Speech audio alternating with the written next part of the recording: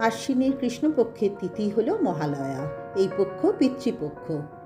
এই সময় স্বর্গত পিতৃপুরুষের উদ্দেশ্যে পার্বণ শ্রাদ্ধ তর্পণ করা হয়।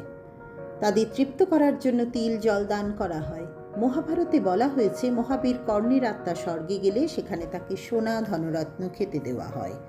কর্ণ এর কারণ জানতে চাইলে ইন্দ্র বলেন, তুমি সারা জীবন সোনা দানা দান করেছ, পিতৃপুরুষকে জল দাওনি, তাই তোমার জন্য এই ব্যবস্থা। কর্ণ বললেন, তিনি পিতৃপুরুষের কথা জানতে পেরেছেন যুদ্ধ শুরুর আগের রাতে।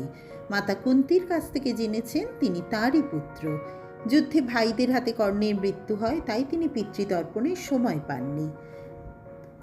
ইন্দ্র কর্ণকে 15 দিনের জন্য মর্তে ফিরে গিয়ে পিতৃপুরুষকে অন্ন জল দিতে অনুমতি দিলেন। সেই পক্ষই পিতৃপক্ষ বলে পরিচিত।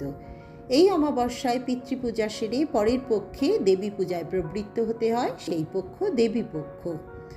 দেবী সর্বভূতে বিরাজিত, তিনি মঙ্গলদায়িনী। সাধক সাধনা করে দেবীর বর লাভের জন্য। দেবীর মহান আলোয় প্রবেশ করার সুযোগ করেন বলে এই দিনটিকে মহালয়া বলা হয়। ভাদ্র পূর্ণিমা তিথিতে এই পক্ষ সূচিত হয়, সমাপ্ত হয় মহালয়া দিবসে। হিন্দু পুরাণ অনুযায়ী জীবিত ব্যক্তির পূর্বের 3 পুরুষ পর্যন্ত পিতৃলোকে বাস করেন। এই লোক স্বর্গমর্তের মাঝামাঝি স্থানে অবস্থিত।